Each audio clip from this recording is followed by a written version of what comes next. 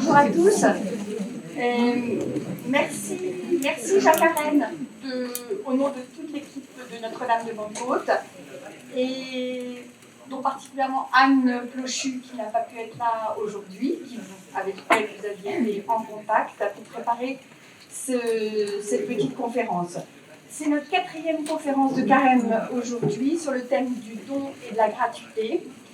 Alors, à Notre-Dame de Pentecôte, on accueille régulièrement des chefs d'entreprise, des coachs, quelquefois, des religieuses, des prêtres, des évêques, des responsables d'associations. Comme ça va? Pas trop l'habitude. Mais en revanche, des psys, alors ça, franchement, jamais. Donc, tout ça pour vous dire que comme Jacques Arène est psychologue, psychothérapeute et psychanalyste, là on fait d'une pierre 3 coups. Et donc voilà. Alors Jacques Arène, je ne vais pas dérouler votre CV. Vous avez, en dehors de votre métier largement prenant, dirigé et enseigné l'école Psychocrate. Oui, j'étais directeur pendant 4 ans. Voilà. 5 ans. Donc, à côté de la Cato, vous enseignez peut-être encore à la Cato. Un petit peu. Au Bernardin. Vous êtes aussi un fidèle correspondant du journal La Vie, où les lecteurs vous écrivent et vous leur répondez. Et vous êtes évidemment aussi, bien sûr, alors je dis psychothérapeute pour résumer, voilà. Bon. Aujourd'hui, eh bien, pour vous, la famille est quand même au cœur de votre métier. Et aujourd'hui, vous allez nous parler du don et de la gratuité dans la famille. Donc, merci beaucoup à vous. Et je signale qu'on a mis des ouvrages de Jacques Arène en présentoir. Si on n'a pas assez, on en commandera d'autres. Donc, voilà, bonne conférence. Oui, j'ai bien aimé cette phrase-là de Simone Weil. Ce qu'ils ont en commun, c'est cette part d'humanité, cette part de folie, même face au danger, qui fait que rien ne résiste à l'appel de l'autre, ni l'intérêt, ni la peur, ni l'égoïsme. C'est intéressant parce que c'est la question de l'intérêt. Hein. Qu'est-ce qui, dans les rapports avec l'autre, est de l'ordre de l'intérêt ou du calcul, et dans certains cas ne l'est pas, heureusement. En tout cas, c'est une question. Hein. La question du don, c'est la question de la dimension intéressée des relations. Et même en famille, est-ce qu'en famille, cette dimension intéressée des relations existe? Voilà, c'est un peu autour de ça que je vais intervenir. Voilà, alors il y a relation familiale entre don et contre-don. C'est-à-dire, est-ce que les relations familiales sont caractérisées par le don? Est-ce qu'il y a une attente de contre-don? C'est-à-dire, quand on donne à ses enfants, par exemple, on donne de l'amour, de l'attention, de la présence. Est-ce qu'on attend un retour sur investissement? Voilà ces questions-là. Et c'est aussi vrai pour le commerce habituel de nos relations. Alors, il y a un livre qui est assez connu hein, d'un Québécois qui s'appelle Jacques Godbout. C'est un Maussien. Alors, je ne sais pas si vous connaissez Marcel Mauss, mais c'est un anthropologue qui a beaucoup travaillé sur la question du don. Et pour Mauss, il y avait cette idée que tout don, il y avait une circulation du don et du contre-don dans les sociétés, qu'elles soient traditionnelles ou plus avancées. Et Godbout a fait un bouquin avec ce titre, donc, Ceux qui circulent entre nous, donc la circulation du don. Et ce qu'avance Godbout, c'est justement que le don, il y a une espèce de fluidité hein, qui constitue une sorte d'énigme hein, du don, c'est-à-dire qui fait qu'au fond, la circulation du don caractérise peut-être le fait d'être en société. Alors, on est dans un monde aujourd'hui, et même depuis 2-3 siècles, où ce qu'on a appelé les philosophies utilitaristes, c'est-à-dire des visions éthiques qui disent qu'au fond, la position éthique ou morale est souvent liée à un calcul d'intérêt. Hein. Au fond, l'intérêt égoïste rejoindrait en quelque manière l'intérêt du groupe. Alors, est-ce que, au fond, quand on a un calcul d'intérêt personnel, par exemple, attendre de l'amour, hein, c'est un intérêt qui est tout à fait légitime. Est-ce que nos dons sont toujours légitimés par un calcul d'intérêt? Mais ces philosophies disent ça, au fond, qu'il y a un choix rationnel de l'intérêt égoïste, entre guillemets, et que les intérêts, la somme des intérêts individuels ferait un bien commun, un intérêt collectif, un bien commun. Voilà, donc ça, c'est une question qu'il faut peut-être interroger, justement, voir est-ce que c'est toujours comme ça, parce qu'il y a le don même en famille est de l'ordre du calcul d'intérêt. Et une deuxième question, effectivement, est-ce que ce calcul d'intérêt, même inconsciemment, ça c'est la question plutôt de la psychanalyse, est-ce que le calcul d'intérêt même inconscient n'oriente pas notre manière d'être? C'est-à-dire on attend, au fond on donne pour être aimé, hein, et il y a cette attente d'amour qui est présente. Alors est-ce que dans la famille, justement, les mécanismes du don sont purement gratuits? La gratuité du don est-elle indispensable? Parce qu'on a besoin de cette gratuité. Alors c'est ce que dit cette phrase, il dit au fond, les justes, des personnes qui n'avaient pas de calcul d'intérêt. Et on ne peut pas imaginer effectivement, alors c'est pas en famille, mais qu'elle ait pu imaginer un retour sur investissement. Donc, doit-on aussi attendre de la gratitude en famille ou dans les relations habituelles aussi? Est-ce que la gratitude de la part des personnes à qui on a donné était quelque chose d'indispensable? Et puis l'absence de gratitude est-elle un problème? Ça, il m'arrive assez souvent d'entendre des parents ou des grands-parents dire que se sentir peu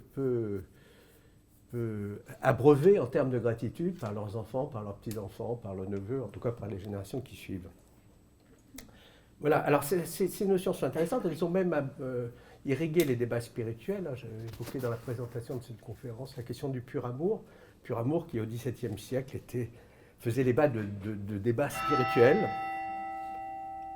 notamment entre Fénelon, donc tout le quiétisme qui avançait cette notion du pur amour, c'est-à-dire d'un amour qui serait totalement désintéressé. Est-ce qu'on peut déployer un amour totalement désintéressé, dégager toute perspective de récompense, voire de salut pour un chrétien?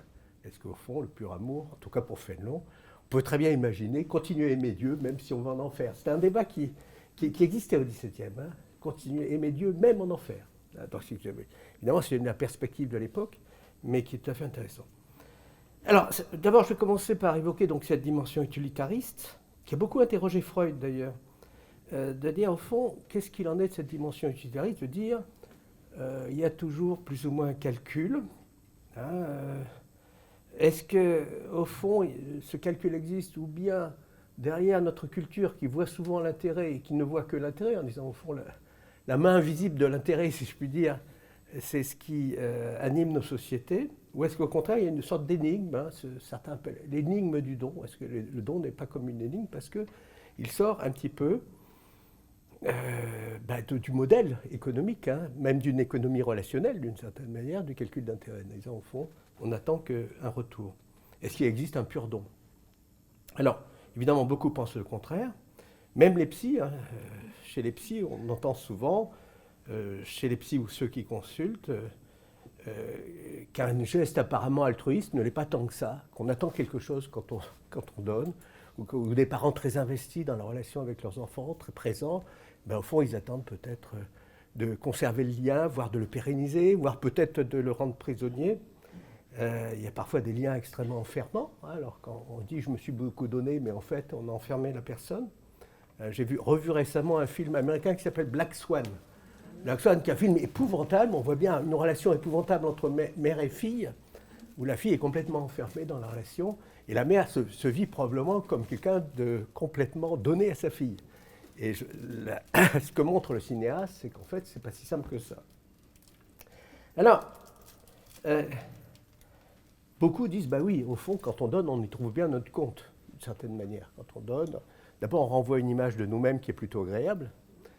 Et au fond, peut-être que cette attente de retour a une dimension narcissique aussi, hein, de se voir dans un miroir comme quelqu'un de bien. Alors évidemment, il y a cette histoire de culture chrétienne, ces siècles même de culture chrétienne, qui conditionne la question du don. Et alors Freud s'était penché là-dessus, il était très intrigué par la culture chrétienne, et donc catholique même. Il avait une nounou catholique, Freud. Et donc il était très intéressé par ces questions-là, tout autant que le judaïsme d'ailleurs. Et il était surtout intrigué par saint François d'Assise.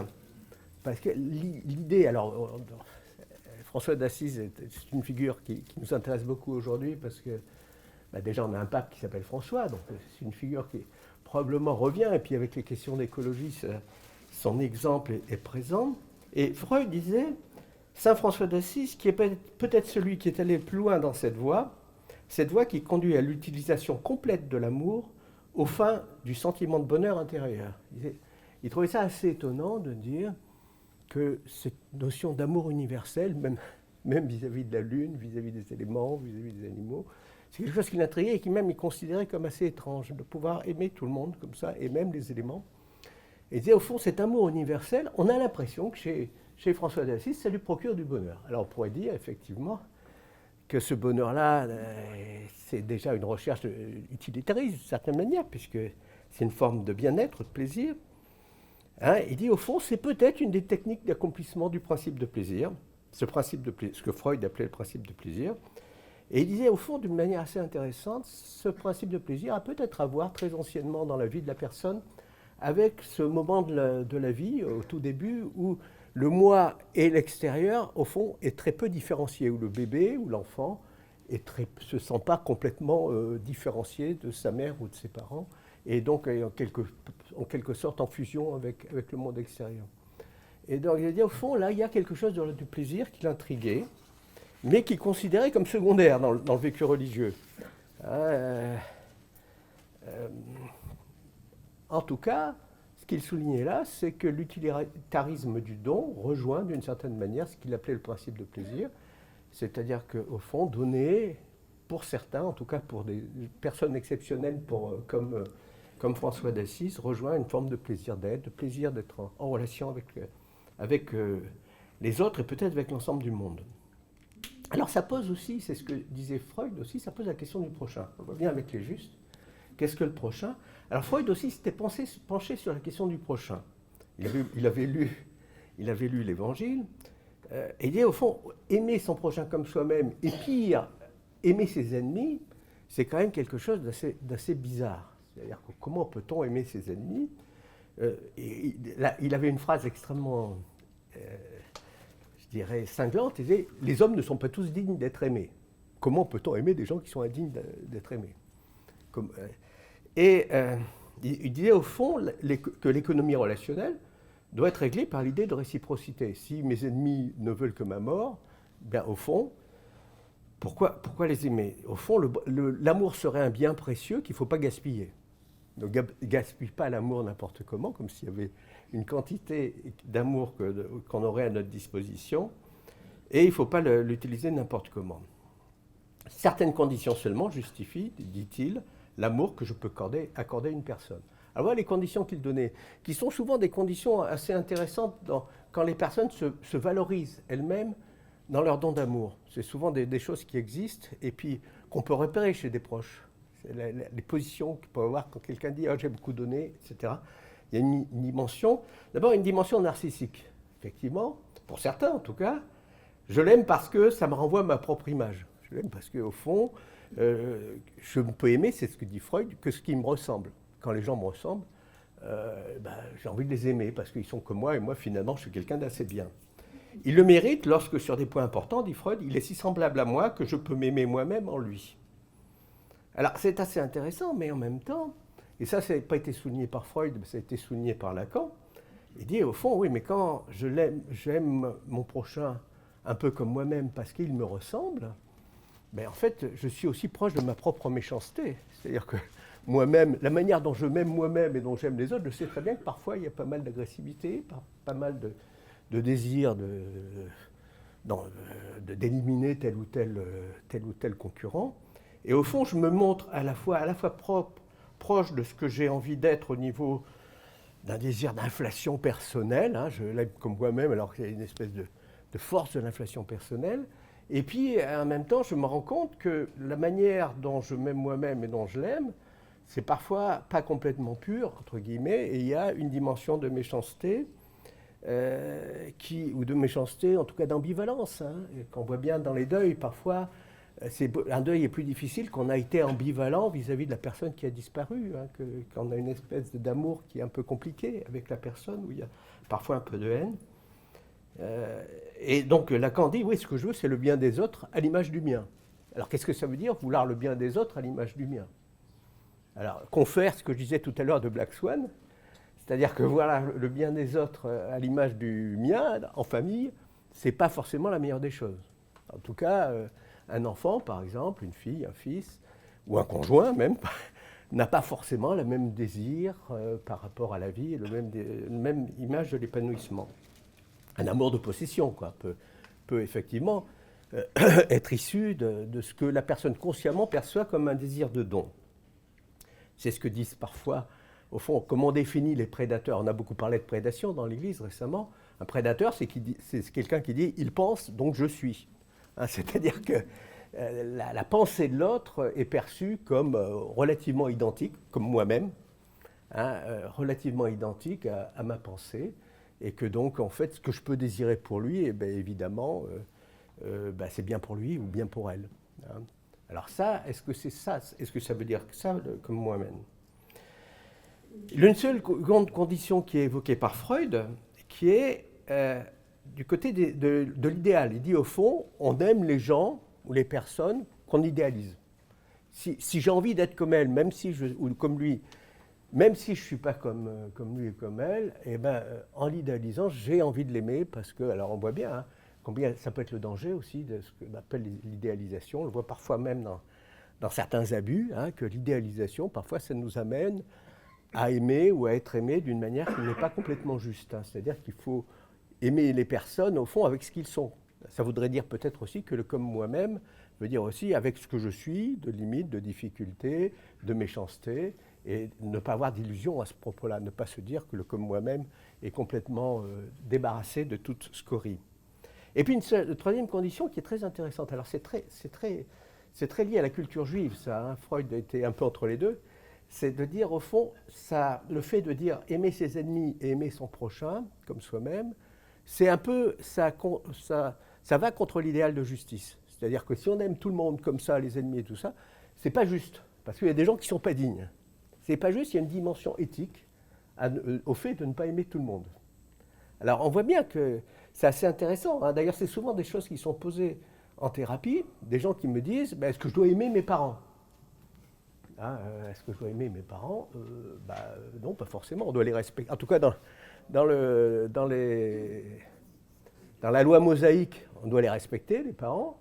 Pas forcément les aimer. C'est pas une obligation éthique. Mais il y a un peu cette idée, au fond. Voilà, est-ce qu'il y a une obligation d'amour? Et au fond, si mes parents, en tout cas, si je considère que mes parents n'ont pas été des gens sympathiques avec moi, voire maltraitants, est-ce que je suis en obligation de les aimer? Est-ce qu'il y a une... Alors là, c'est par rapport à ce qui a été juste ou injuste de mes parents, mais il y a un peu cette question-là. Est-ce qu'au fond, quand on donne de l'amour, par exemple, est-ce que il n'y a pas une justice à ne pas donner n'importe comment à n'importe qui? Alors ça veut dire aussi, qu'est-ce que ça veut dire de donner de l'amour? Enfin, tout ce que je vous dis là, c'est pour souligner le côté très complexe du don, et notamment du don lié à une position proche d'amour, de proximité, d'intimité. Ça ne veut pas dire donner n'importe comment et n'importe quoi. Freud montre aussi qu'il y a dans tout ça toute une dimension de réalisme et de lucidité vis-à-vis de ses propres mouvements intérieurs qui montre que quand on donne, il faut bien voir un peu ce qu'on donne et si c'est vraiment pour la personne qu'on le donne. Et qu'est-ce que ça veut dire que ce soit pour la personne qu'on le donne? Est-ce que ce n'est pas, au fond, mon désir pour la personne que je mets en place? Donc Freud met plutôt en avant une éthique du don et du contre-don assez stricte et avec une méfiance vis-à-vis d'une vision comme ça, je dirais un peu bisounours du don et de l'amour, en disant, au fond, quand on est bisounours, parfois c'est très dangereux. On le voit parfois dans certaines situations, on est tellement bisounours qu'on ne se rend pas compte de l'emprise qu'il peut y avoir. Alors, cette perplexité, évidemment, est à prendre au sérieux, et de montrer qu'effectivement, derrière cette idée « je me donne », il y a parfois un narcissisme qui peut être dangereux, voire mortifère, et auquel il faut faire attention. Aimer son prochain, c'est aussi repérer combien on peut être aussi voisin de sa propre méchanceté. Moi, j'aime bien citer Dostoïevski. Dostoïevski, c'est peut-être un des écrivains qui a été le plus proche de la méchanceté qui peut être présente dans le don. C'est-à-dire qu'à la fois, quand on voit, par exemple, si vous lisez les frères Karamazov, il y a une espèce de réalisme en montrant à la fois des personnages complètement... Alors, les personnages sont tous représentants de l'écrivain. Des personnages remarquables comme Alyosha, Et puis il y a Yvan qui est plus complexe, et puis il y a un meurtrier, etc. Montrer qu'au fond, derrière cette question du don, il y a un mystère qui fait que nous sommes aussi parfois dans le désir de prendre possession de l'autre, voire de le tuer.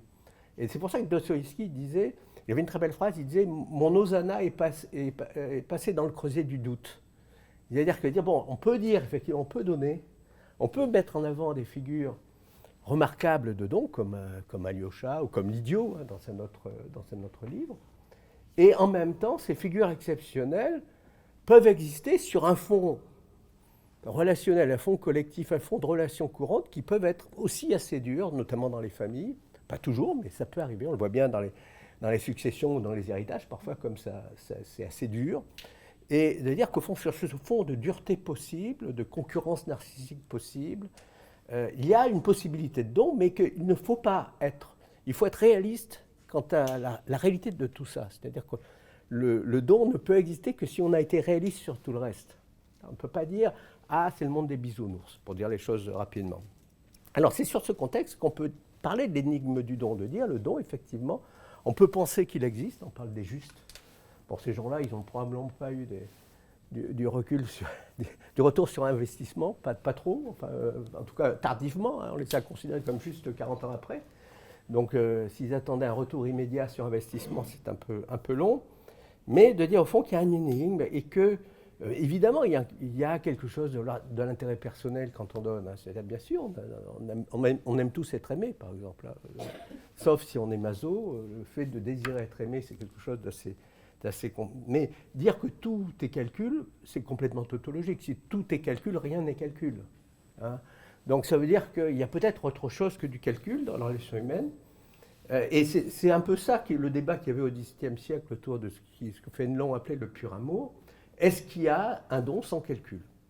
Hein, alors, certaines discussions... alors, je ne voudrais pas rentrer là-dedans parce que c'est des discussions extrêmement, je vais dire, philosophiques.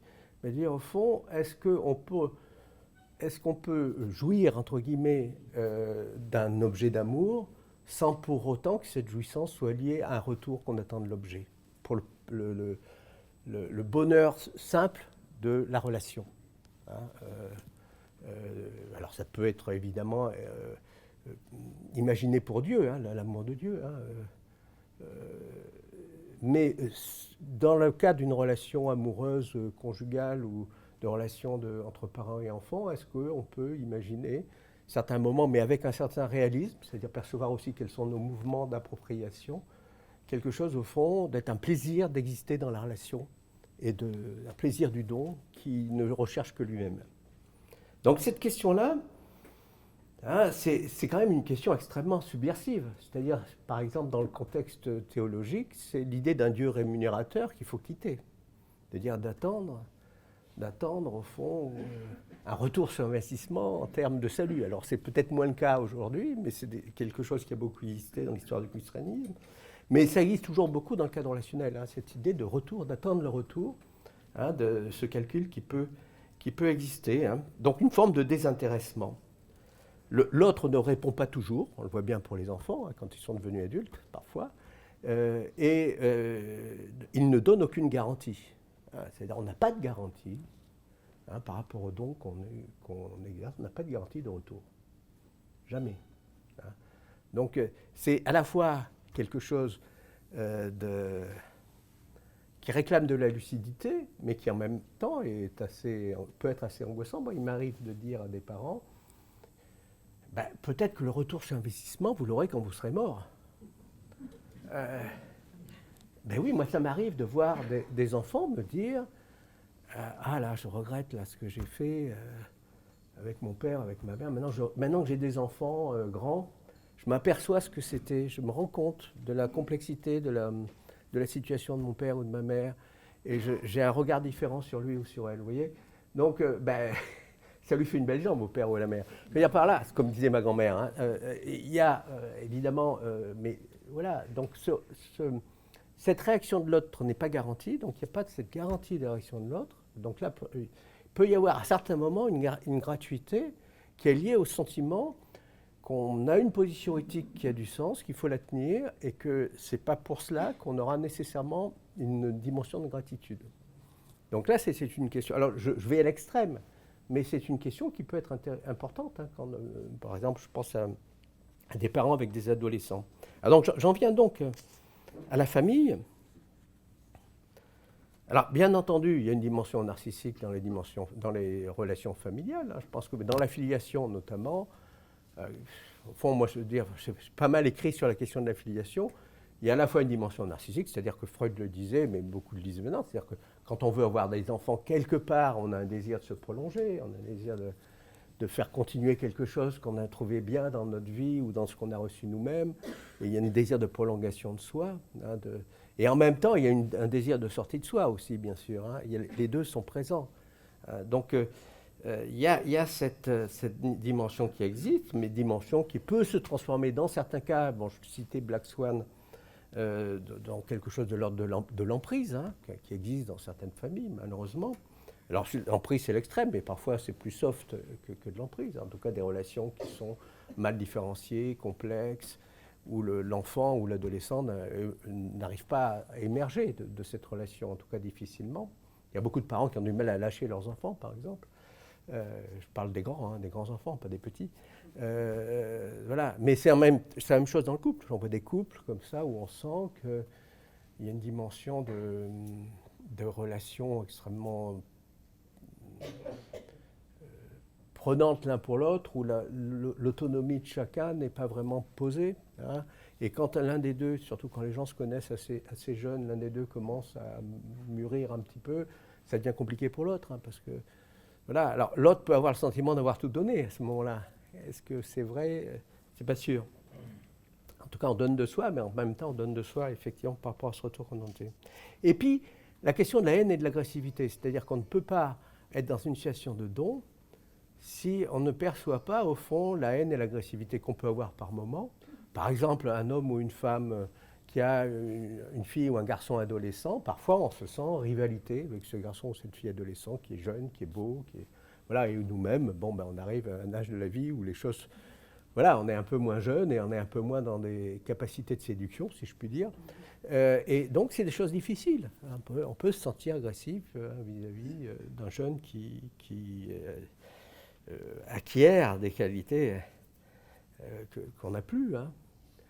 Je me souviens d'un jeune qui me disait « ça a été quelque chose, quand je fais du vélo avec mon père, ça a été quelque chose quand j'ai pu le doubler. » C'était quelque chose pour lui, mais pour le père, je ne sais pas ce que c'était. Mais bon, il s'est passé quelque chose à ce moment-là. Hein.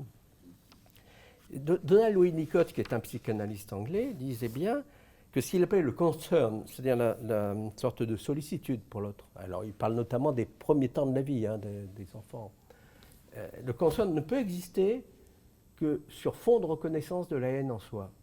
Qu'est-ce que ça veut dire? Ça veut dire que si on ne se rend pas compte combien on peut être horripilé parfois par un nourrisson, voire même d'avoir envie de l'étrangler, on ne peut pas être dans une sollicitude qui peut se déployer réellement. Hein. J'entendais hier une conférence d'un psy qui est spécialisé dans les pleurs, qui disait comment résister aux pleurs d'un nourrisson. Hein, est-ce qu'on peut résister aux pleurs d'un nourrisson? Alors il paraît que nous sommes programmés pour ne pas y résister.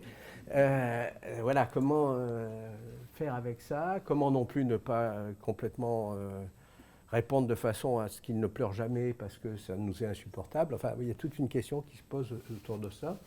Mais le concern, c'est-à-dire, voilà, il faut qu'on s'aperçoive combien nous sommes sollicités dans nos émotions et parfois dans notre agressivité par rapport à... C'est-à-dire qu'on a une image, et là c'est là qu'on vient aux images idéales, on en revient, c'est-à-dire qu'on a une image de ce qu'est un bon parent, par exemple, hein, ou un bon conjoint, et puis il y a la réalité de ce qu'on vit, effectivement, où on est parfois à cran, parfois...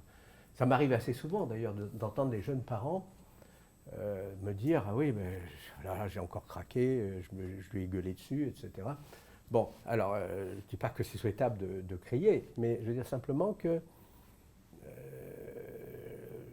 il faut aussi regarder, admettre, reconnaître cette part de violence qu'on a en soi quand on est poussé à bout. À savoir ce qui est premier, effectivement, le don ou la haine. Hein. Alors, Winnicott disait, le premier, au fond, il y a une haine qu'il faut reconnaître. Est-ce que d'une certaine manière, le don est plus originaire? Alors ça, c'est intéressant, on le voit bien d'ailleurs dans le couple. Est-ce que le don n'est pas plus originaire? C'est même intéressant éthologiquement, au sens des espèces. Pourquoi l'espèce humaine est assez bien câblée pour cette question du don? Même dans les couples. Hein.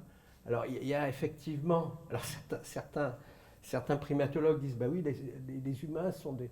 C'est une espèce qui, au fond, est caractérisée par sa disponibilité sexuelle.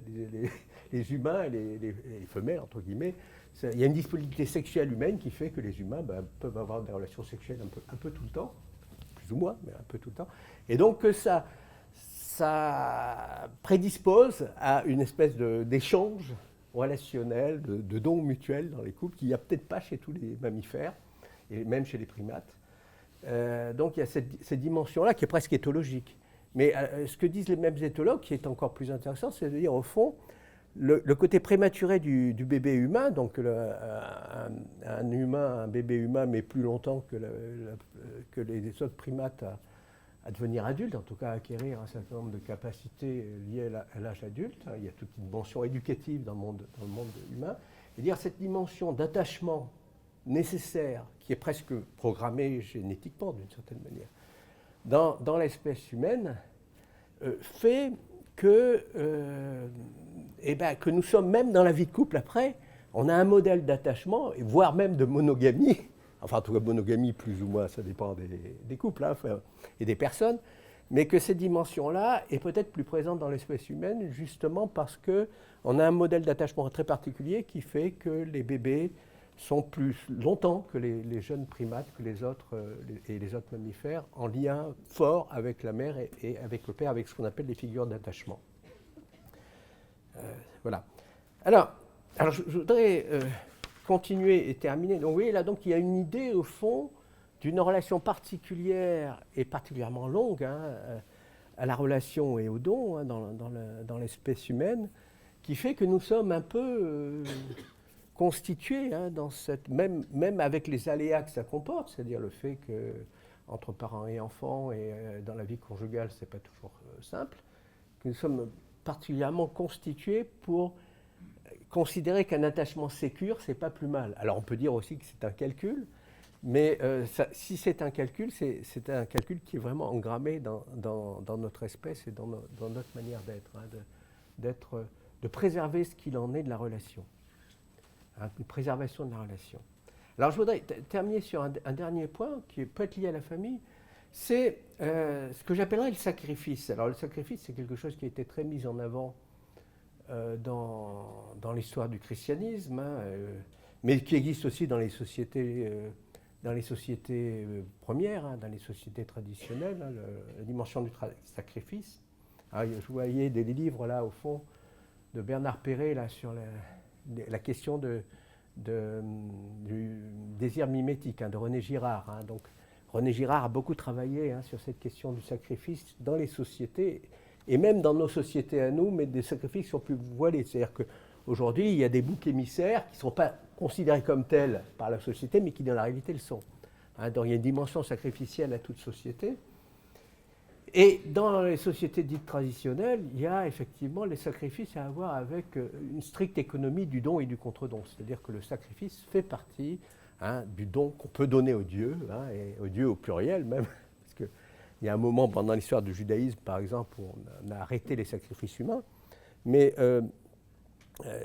une économie stricte du don et du contre-don, où on attend par un sacrifice qu'il se passe quelque chose en retour. Alors, vous voyez dans les tragédies grecques, quand Agamemnon sacrifie sa fille pour avoir les vents favorables, c'est donc là pour le coup on est dans un don au dieu qui lui permet d'avoir, mais alors ça se passe mal pour lui parce qu'après sa femme le tue parce qu'il a sacrifié Iphigénie, etc., etc. Donc vous voyez, il y a une dimension sacrificielle qui est présente en société traditionnelle, mais aussi dans une certaine vision du christianisme historique, disons, de dire au fond, est-ce qu'on sacrifie, est-ce qu'au fond, il n'y a pas dans le don quelque chose d'ordre sacrificiel? En fait, parce que dans le sacrifice, il y a l'idée qu'on n'attend pas nécessairement un contre-don. Le don, voilà, c'est-à-dire qu'il faudrait peut-être revenir à cette vision, on peut dire, première du sacrifice, qui veut dire faire du sacré, qu'est-ce qu'il peut y avoir un don sans attente de contre-don, une fonction dissymétrique du sacrifice, et qui permet aussi de sortir d'une relation symétrique à l'autre. On attend toujours quelque chose en retour. Alors moi j'aime bien les films de Tarkovsky, je ne sais pas si vous connaissez Tarkovsky, c'est un auteur russe qui est mort depuis plus de 20 ans au moins, qui a fait d'ailleurs un film qui s'appelle Le Sacrifice. Alors c'est des films très, très mystiques, hein, il faut aimer rentrer dans ce type de film. Mais ce qui est intéressant, son film qui s'appelle Le Sacrifice montre l'histoire d'un type. Alors c'est une histoire de fin du monde. Le monde va s'arrêter. D'ailleurs ça a beaucoup de résonance aujourd'hui, c'est-à-dire on est dans un monde où demain c'est la catastrophe. Tout va s'arrêter, c'est la fin du monde.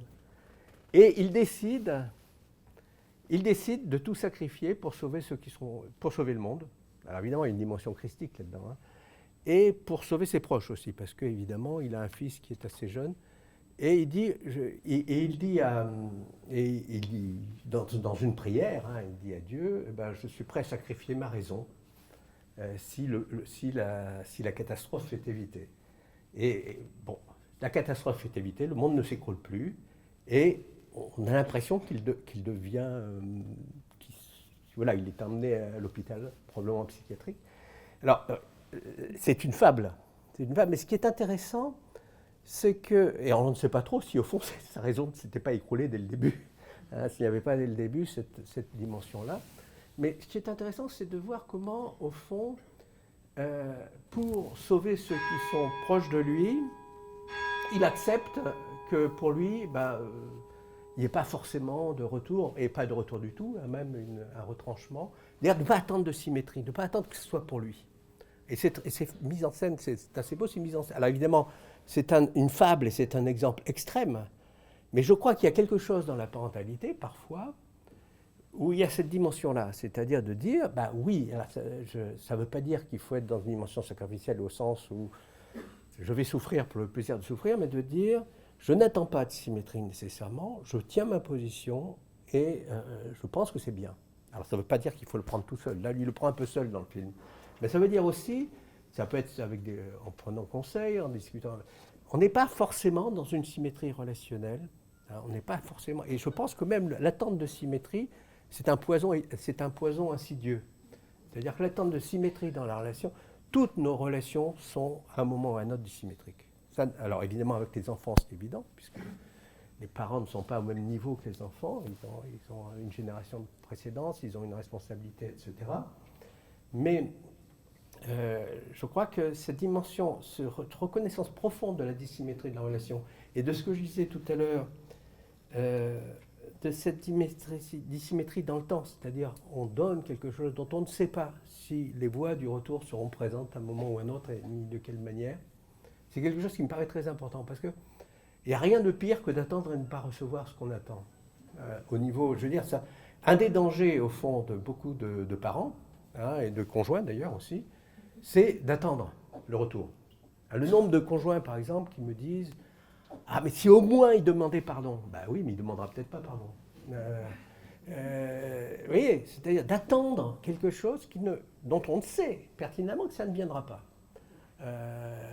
Peut-être parce que c'est un sale type et qu'il ne demandera jamais pardon. Peut-être aussi parce que la manière dont on voit les choses soi-même, c'est un peu partiel.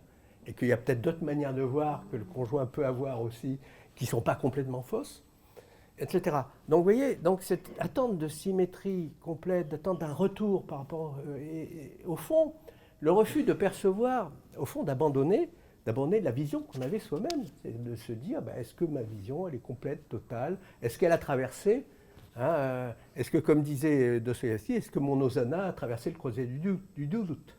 C'est-à-dire, est-ce que je peux douter un peu de ce que je vois, de ce que je ressens et de ce que je perçois de la réalité? C'est ce que le philosophe russe Léon Chestov appelle le sacrifice régénération-renaissance. Il dit, au fond, il y a une forme de sacrifice. Alors, Chestov n'est plus tellement cité. Si vous lisez le jeune Camus, enfin même le vieux Camus citait beaucoup Chestov. Il avait beaucoup lu de philosophes existentialistes. Chestov, c'est un philosophe russe qui parle pas mal, effectivement, de cette question du sacrifice et de la question des choix existentiels, évidemment, hein, puisque l'existentialisme a beaucoup porté Camus. Voilà, c'est au fond, présente cette dimension de sacrifice comme possibilité de régénérer ce qu'il en est de notre position et ce qu'il en est de l'humain. Alors c'est une conception très particulière du sacrifice, et sans lequel aucun renouveau n'est possible. La perte des positions anciennes, par exemple, c'est-à-dire accepter de changer de position soi-même. Alors ça paraît simple, mais c'est pas si simple que ça de changer de position. On le sait tous, que c'est pas si simple que ça. Et c'est ce qui peut ouvrir parfois une forme de créativité dans le domaine du don. Alors il y a bien sûr un sacrifice mortifère, mais il y a aussi un sacrifice que je dirais régénération, comme dirait Chestov, qui est sacrifice des idées préconçues qu'on peut avoir sur la réussite du couple ou des enfants, par exemple. C'est un sacrifice très important parfois. Sacrifice d'une image trop narcissique de la réussite, de ce qui est bien, de ce qui n'est pas bien. Qu'on puisse remettre en cause toutes ces questions-là. Mais ce n'est pas simple. Alors pour conclure, et je conclus, donc l'énigme du don, c'est à la fois quelque chose qui est très mis en avant dans le monde catho, le monde chrétien, c'est-à-dire que, et en même temps tellement mis en avant, en tout cas dans l'histoire, qu'on arrive à en douter un petit peu, de se dire qu'est-ce qu'il en est, est-ce que c'est vrai, est-ce que c'est pas une sorte d'image qu'on se renvoie à soi-même, un truc un peu, une belle image qu'on aimerait avoir, quelque chose de narcissique. Et en même temps, c'est intéressant que ce côté énigmatique du don, on puisse le remettre en valeur aujourd'hui, parce qu'il y a un enjeu. Il y a un enjeu justement de sortir du désir de symétrie constante du commerce relationnel. D'être tout le temps dans ce désir de symétrie, d'attendre quelque chose qui revienne, une sorte de linéarité, même de linéarité des explications. On demandait, bon, il faut qu'il m'explique pourquoi il fait ça, mon conjoint. Alors, c'est pas mal d'avoir des explications, mais parfois, il n'y en a pas. Ou il y en a peu, ou c'est complexe, ou il ne le sait pas lui-même, ou elle ne le sait pas elle-même. Donc c'est parfois plus compliqué. C'est donc l'énigme aussi, effectivement, d'un certain ordre de gratuité qui existe, on le voit bien avec les justes. Alors il est d'un autre ordre, ce don, que ce que disait Marcel Mauss. Marcel Mauss, qui était cet anthropologue qui parlait du don et du contre-don. Dans la vision de Mauss, quand il y a don, il y a une attente de contre-don. Quand vous donnez un cadeau dans certains pays asiatiques, vous faites attention au cadeau que vous donnez parce que il faut que la personne puisse vous le rendre. Si vous lui donnez un cadeau qui est trop excessif par rapport à ce qu'il peut faire pour vous le rendre, c'est quand même dramatique pour lui parce que le contre-don n'est pas possible. Donc cette logique du don et du contre-don, Mauss la met en avant comme quelque chose d'essentiel. Godbout, un autre anthropologue, mais qui est dans la filiation de Mauss, dit donc c'est peut-être pas que le don et le contre-don. Et au fond, ce qu'il dit, Godbout, il dit au fond, le don, peut-être plus que la circulation du don et du contre-don, c'est au fond une structure originaire du fait social. Il dit au fond, si nous faisons société, c'est qu'il y a du don. Et qu'il y a du don et pas forcément du contre-don. Et que cette vision-là a peut-être été un peu subvertie par la vision individualiste. Mais peut-être devons-nous déchirer un peu la référence à la relation contractuelle, qui est une référence très importante, et de dire au fond, dans le don, il y a quelque chose de l'ordre de quelque chose qui ferait événement. C'est-à-dire qu'un événement, par définition, c'est quelque chose qu'on n'a pas prévu. Sinon, c'est pas un événement. Enfin, l'événement, c'est ce qui, dans nos vies, troue un peu, déchire un peu ce qu'on aurait pu prévoir, ce qui peut... Voilà, et ce qui fait que quand on donne, en tout cas dans ce don, ce pur don, en fait, ce don gratuit, c'est quelque chose de dire au fond, est-ce qu'on peut faire événement dans nos vies? Est-ce qu'on peut trouver les préconceptions qu'on a? Est-ce qu'on peut trouver les choses qu'on attend a priori, etc. Est-ce qu'il ne peut pas y avoir quelque chose qui fasse vraiment un événement? Et quand on est donateur, il y a quelque part une élection du donataire, c'est-à-dire celui à qui on donne. On l'élit dans le don, il y a quelque chose d'un événement qui est possible, et qui n'est pas forcément, dans ce cas-là, si on considère qu'il y a un élément du don qui n'est pas un calcul, on considère qu'il y a une forme de créativité. C'est-à-dire qu'on peut... Voilà, c'est peut-être comme ça qu'il faut revenir à la question d'aimer ses ennemis, c'est-à-dire aimer ses ennemis, c'est de sortir aussi des préconceptions qu'on peut avoir des ennemis, et de dire, bon, au fond, il y a peut-être quelque chose d'autre qui peut se déchirer dans le regard que je peux porter sur ces personnes, et de créer une forme d'événement. Alors un ennemi, évidemment, c'est peut-être celui qui est de l'autre côté des tranchées, mais c'est peut-être tout simplement des personnes plus proches avec qui les relations sont difficiles depuis quelque temps. Donc il y aurait comme un don originaire qui ferait quelque chose du social, mais aussi de la structure conjugale et familiale, une sorte de structure, une sorte de cœur organique de ce qui fait société. hein, qui est au fond, qui organise le fait social lui-même. Alors c'est aujourd'hui, effectivement, un moyen, le don, mais un moyen qui inclurait ses propres fins. C'est-à-dire qu'il n'y a pas de désir qu'en donnant, quand les choses se passent bien, je vais avoir un retour, mais de dire au fond, quelque chose de l'ordre du don, on leur parlait du sacrifice, mais peut créer dans la relation quelque chose qui n'existait pas auparavant. Hein, le pardon, c'est un peu ça. Pardon, c'est sortir d'une vision que j'ai pu avoir. Alors, dans une vision, je dirais, religieuse, chrétienne, il y a cette idée que dans le cas du pardon, on n'y arrive pas toujours tout seul, hein, il y a une dimension de grâce. C'est-à-dire, au fond, est-ce que cette possibilité de sortir des déterminants, au fond, du fait je lui en veux parce qu'il a fait ça ou parce qu'elle a fait ça, est-ce que, quelque part, je peux faire événement en créant autre chose et de quelle manière? Faire événement, c'est aussi ouvrir mon regard sur une autre manière de voir la situation. Alors la famille, hein, donc on devient, en fait, à travers le don, on devient auteur, d'une certaine manière. On devient auteur, comme un auteur, un écrivain, ou un peintre, ou une peintre, on devient auteur de quelque chose, on le voit bien avec nos enfants, parfois, quand on change de position, quand on s'ouvre un petit peu à une position qui ne nous semblait pas acceptable et qu'on a l'impression, au fond, qu'il faut qu'on repense les choses autrement. On participe à la création d'une autre situation, d'une autre manière de voir, et quelque chose peut-être qui peut ouvrir un petit peu la liberté de chacun, quand les choses se passent au mieux. La famille serait donc, dans ce cas-là, une sorte de laboratoire du don, hein, qui concerne les plus proches, pas qu'on devrait aimer sans aucun problème, mais qui nous sollicite constamment quant justement à cette question de sacrifice que nous devrions faire de nos visions préconçues, de nos attentes, hein, et d'une forme de narcissisme. En tout état de cause, ce qu'il faut savoir, c'est que l'attente excessive d'un retour sur le don ne rend pas heureux.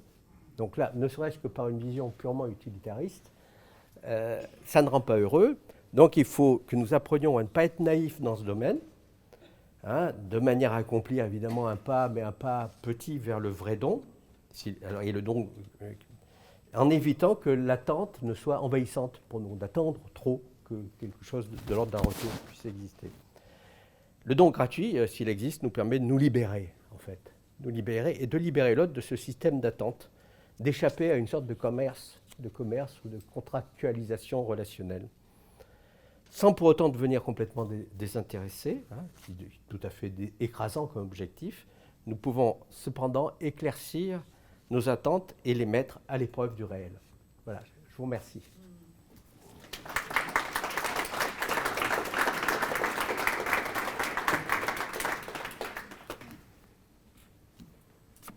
Il y a des questions qui émergent.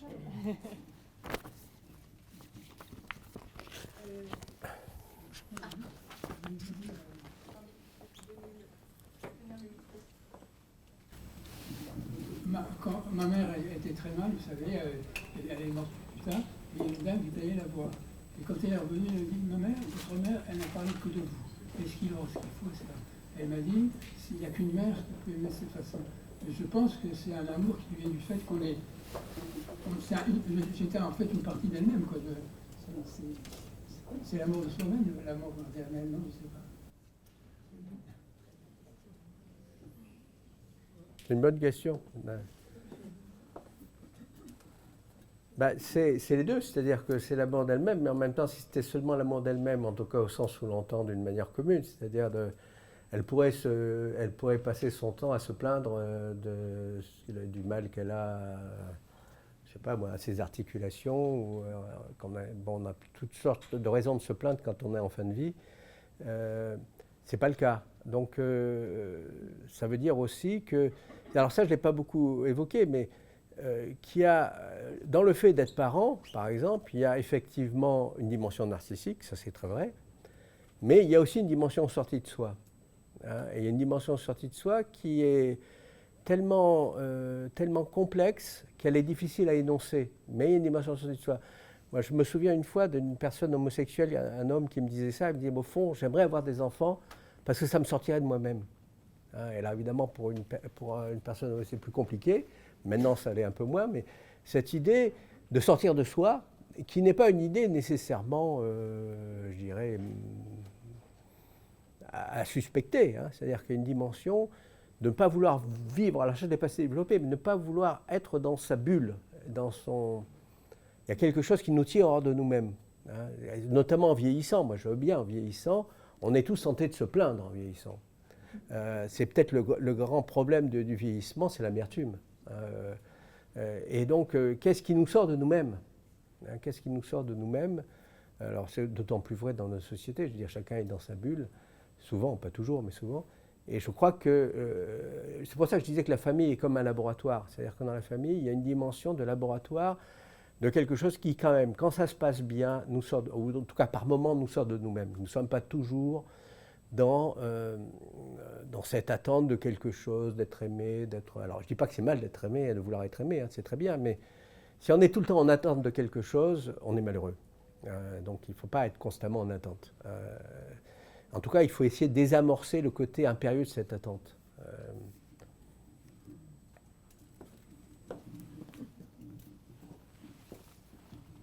Oui, j'ai pas entendu ou mal entendu, je ne sais pas. Dans l'Évangile, j'entends ce que la main droite donne, il faut que la main gauche l'oublie. Donc, je n'ai pas entendu l'oubli du don. Oui, c'est intéressant. Mais l'oubli du don, ça me semble, d'après, c'est une belle image, hein, quand la main droite donne, la main gauche veut l'oublier. Ça veut dire quoi? Ça veut dire que l'attente, alors là c'est l'attente d'une image, c'est-à-dire quand je donne avec ma main droite, j'attends qu'on me remarque, que je suis quelqu'un de bien. Enfin, j'imagine que c'est ça. C'est-à-dire de ne pas être pris dans sa propre image.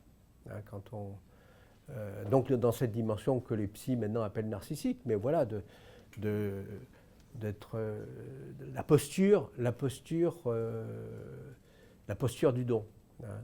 Donc moi je le lirais à ça, c'est-à-dire je pense qu'il y a une grande méfiance, hein, dans ce que les pères du désert, quand vous lisez les pères du désert par exemple, leur plus grande méfiance c'est l'orgueil. C'est pas les dérapages quels qu'ils soient en termes de manger ou de sexe, hein. Leur plus grande méfiance, c'est l'orgueil. Dès qu'un moine devient trop orgueilleux, c'est l'enfer garanti. Donc, je pense que par rapport à ça, la posture, l'image et tout ça, alors c'est la bénignité aussi, ce qu'ils les pères du désert appelaient la vaine gloire. La vaine gloire, hein, c'est pas seulement les pères du désert, plus tard aussi, c'est des choses qu'on disait. D'être plus attentif à son image et voilà, être dans une posture. Et ça, je peux vous dire que la question de la posture, enfin vous le savez, c'est une question omniprésente. La posture. Moi, je le vois bien dans le monde universitaire. Hein, je veux dire, même dans le monde universitaire catholique, hein, la posture, c'est invraisemblable comment les gens sont attentifs à leur image. Mais ceci dit, dans beaucoup de milieux, au fond, aussi, il y a cette dimension, mais qui est liée aussi au monde actuel, aussi un petit peu, mais pas seulement, parce que ça a toujours été, il faut faire savoir ce qu'on est. Il faut faire savoir ce qu'on est, et on passe plus de temps à faire savoir qu'à savoir. C'est-à-dire à faire connaître, oui, mais j'ai fait ci, j'ai fait ça. Alors dans le monde universitaire, c'est aussi présent. On fait savoir qu'on a écrit tel truc. On passe plus de temps à faire savoir qu'à faire, à réfléchir. Et donc ça, cette question de la posture, effectivement, moi, ça me paraît une question... Alors, après, on ne s'en rend pas compte toujours, mais dans la vie familiale, puisque je parlais de la famille quotidienne, cette dimension de posture, parce qu'on est aussi sollicité un petit peu dans nos... Ça nous blesse quand les gens nous renvoient qu'on n'est pas tout à fait comme on voudrait être. Ça nous blesse quand nos enfants nous disent bah, « tu dis ça, mais dans la réalité, tu ne suis pas ce que tu dis », etc. Les adolescents sont assez forts là-dessus. Pour nous souligner nos fragilités ou nos paradoxes. Mais c'est quelque chose qui est vraiment... Il y a une dimension d'humilité qui est quand même très difficile hein, aujourd'hui. Enfin, cette dimension d'humilité, je pense, est vraiment très... C'est pas facile. C'est pas facile. Il y a tout un... une acceptation que les choses ne sont pas exactement telles qu'on les conçoit, telles qu'on voudrait qu'elles soient, etc. Ça ne veut pas dire qu'il faut devenir laxiste, hein, c'est pas ça, mais c'est vraiment une question importante. Il y a une dame là-bas. Je peux parler par micro?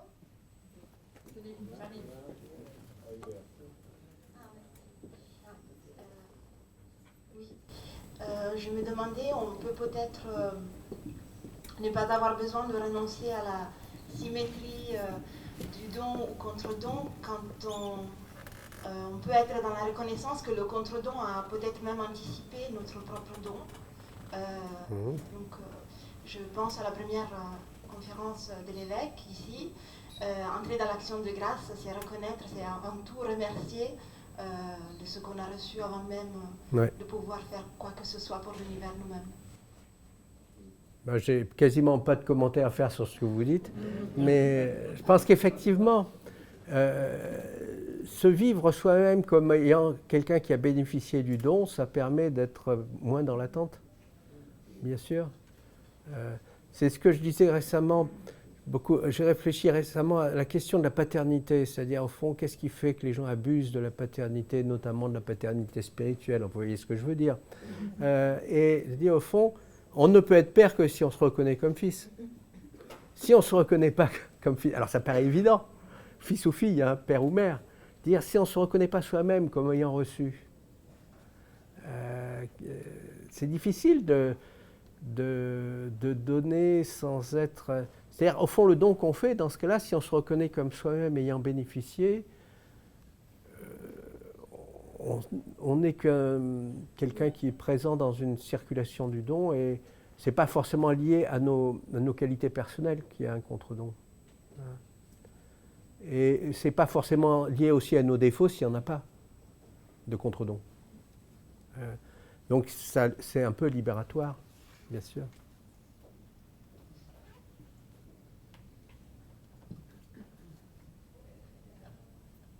Je voudrais que vous, si vous pouvez expliquer la relation sécure.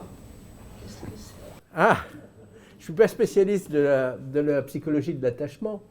On a tous, alors ça c'est des théories qui sont assez mises en avant aujourd'hui parce qu'on s'intéresse beaucoup à l'attachement entre parents et enfants, notamment entre mère et enfant, mais pas seulement. Ben, on a tous des modèles d'attachement qui datent évidemment de l'enfance, qui sont plus ou moins liés avec les modèles d'attachement de nos parents, notamment de ce qu'on appelle les figures principales d'attachement, notamment la mère, mais pas seulement. Et ces modèles d'attachement sont assez corrélés. C'est-à-dire que quand vous avez un parent qui a un attachement insécure, ça peut arriver qu'il y ait une corrélation entre l'attachement insécure d'un père ou d'une mère et un enfant. Hein. Il suffit que vous alliez à la sortie à l'entrée des maternelles au début de l'année. Parfois, les parents pleurent autant que les enfants. Donc, pas toujours, mais ça peut arriver.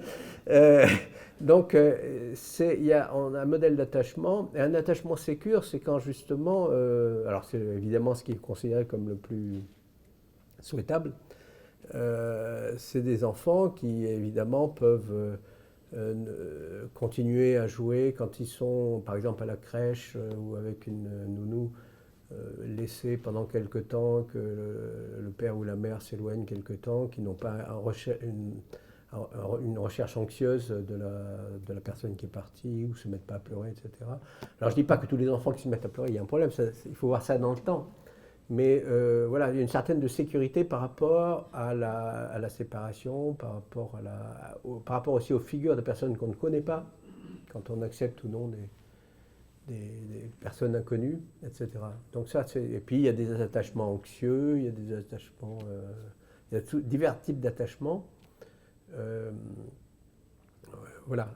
Mais on considère que l'attachement, c'est vraiment un truc presque...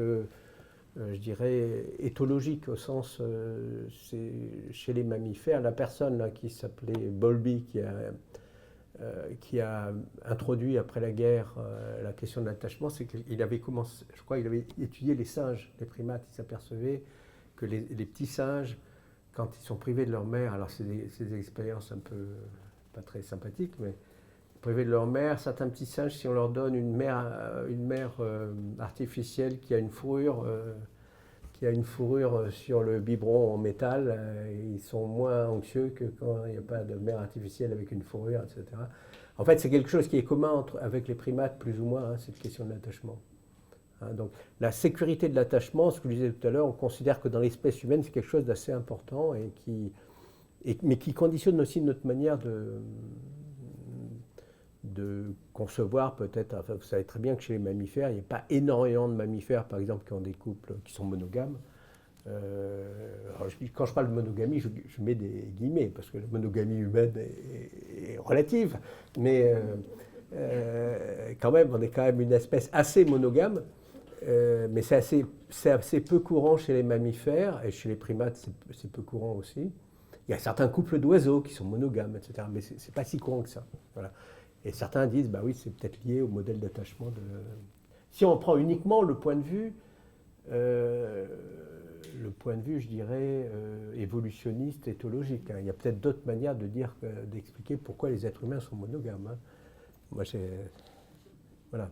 Parce que si on prend un point de vue purement évolutionniste, on peut dire que les avantages évolutionnaires pour les mâles, c'est plutôt quand même de disperser leurs gamètes. Donc, d'une certaine manière, si on est purement évolutionniste, la monogamie est assez contre-productive. Mais donc, ça veut dire qu'il y a peut-être d'autres raisons qui font que les humains sont monogames, d'une manière relative, mais quand même. Une autre question, pardon. Oui. Je ne sais pas, à la fin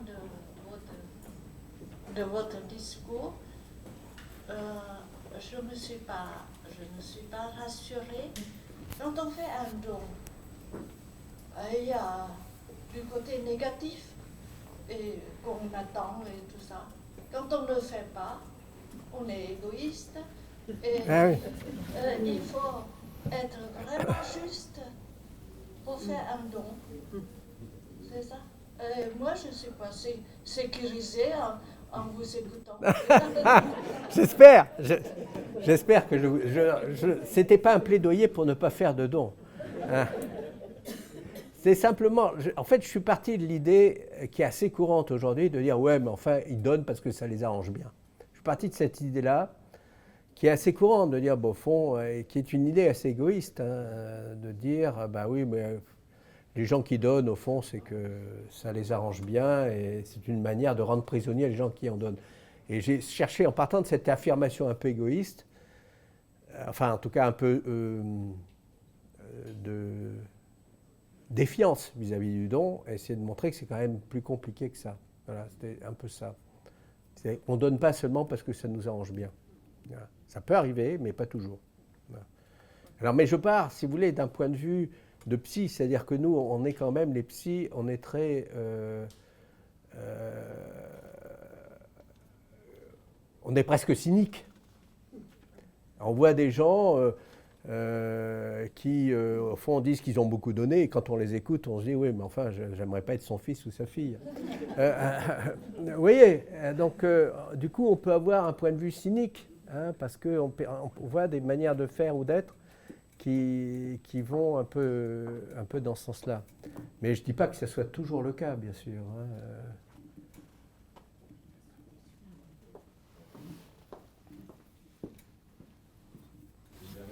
Voilà, on va prendre une dernière question, parce que je crois que vous devez partir en plus. Ouais.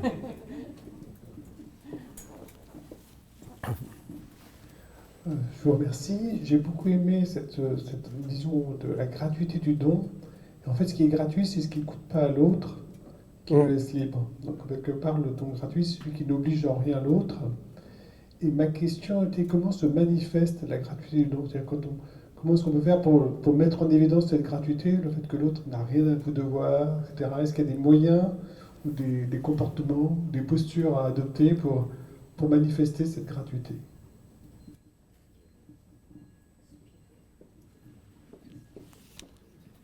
Alors j'ai bien aimé ce qu'a dit votre monsieur qui était au premier rang tout à l'heure, qui disait, alors il citait l'évangile, ce que ma main droite fait, la main gauche doit l'oublier. C'est un peu ça l'idéal, c'est-à-dire d'oublier que la main gauche oublie ce qu'a fait la main droite. Dans la réalité, évidemment, ça ne se passe pas comme ça. D'abord, moi, il m'est arrivé de donner des cadeaux. J'avais oublié que c'était moi qui avais donné le cadeau. C'est pas bon du tout. Quelqu'un qui me dit « Ah oui, c'était super le livre que tu m'avais donné », je dis « Ah bon ?» Voilà. Donc, il vaut mieux pas toujours oublier les cadeaux qu'on fait. Mais oui, moi je pense que c'est ce que je disais, c'est-à-dire que ça fait mal quand même. Moi, ça m'est arrivé quelquefois de faire des cadeaux, par exemple, je pense à l'exemple du cadeau, parce que c'est un exemple qu'on connaît tous, d'avoir fait des cadeaux où la personne réagit, où on sent qu'il n'est pas du tout content d'avoir ce type de cadeau, et que ça fait mal quand même, hein, alors qu'on s'est emmerdé à essayer de trouver quelque chose qui convient. Donc voilà, qu'est-ce qu'on peut en faire? C'est-à-dire que déjà, ce qu'on peut en faire, je pense à une personne particulière, voilà, il faut essayer que cette question-là n'entache pas votre relation. Hein, c'est pas simple, parce que effectivement, quand il y a ce genre de réaction, ça vous dit quelque chose de la relation. Hein, je pense à un truc précis pour ce qui me concerne, une personne précise. Plusieurs fois, et je me suis dit, j'ai arrêté de faire des cadeaux. C'est vrai. Et parce que je me dis, à chaque fois, il y a un problème. Et donc, mais en même temps, alors comment ça peut devenir gratuit? C'est-à-dire que je me suis dit, moi, à ce moment-là, ça me dit quelque chose de la relation que j'ai avec cette personne.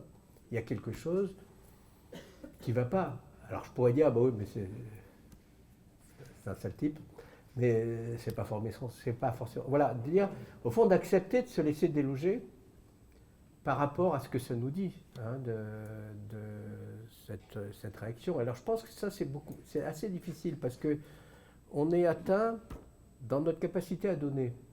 Alors après, avec tout ce que je disais tout à l'heure, tout le côté un peu obscur du fait de donner, c'est-à-dire on pense être bien et puis on n'est pas toujours. Quelque chose qui est un peu opaque pour nous-mêmes, mais on est atteint par ça. Je me souviens je crois que c'était un restaurateur il y a quelques années qui me disait ça. Il y avait quelqu'un qui, dans son restaurant, il lui a fait toute une salade en lui disant qu'il n'avait plus de carte bleue. Et lui a demandé sa carte bleue pour régler un coup de téléphone ou je ne sais pas quoi. Et c'était quelqu'un d'assez... Et c'était un type très sympa, ce restaurateur.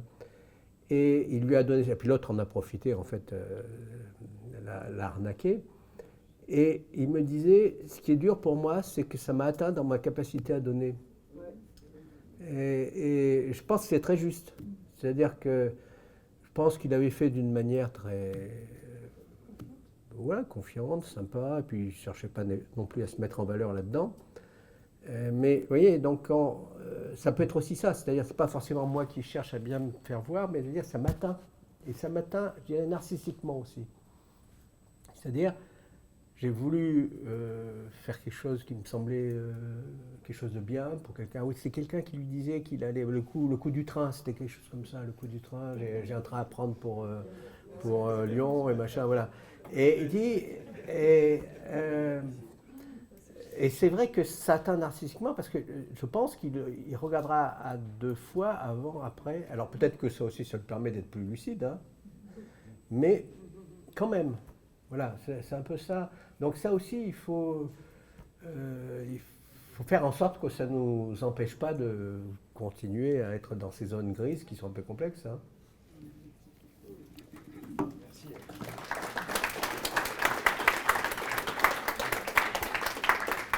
Merci Jacques Arène d'être venu pour cette 4e conférence de Carême ici à Notre-Dame de Pentecôte.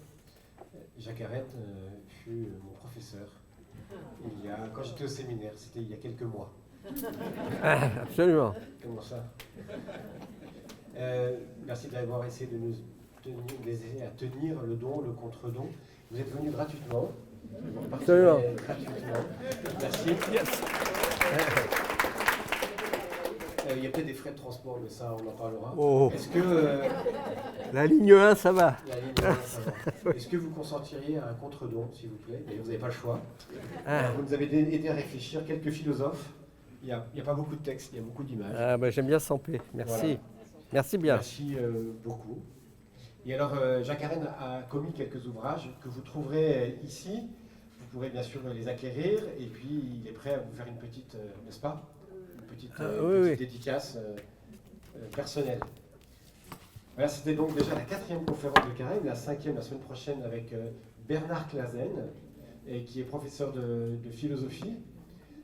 Il est directeur du CIF, du Centre de l'intelligence de la foi. Il viendra nous parler en philosophe, un peu théologien, sur la création comme don reçu. Et puis que faisons-nous de ce don qui nous a été reçu, confié. Et la suivante sera avec Roselyne Dupont-Roch.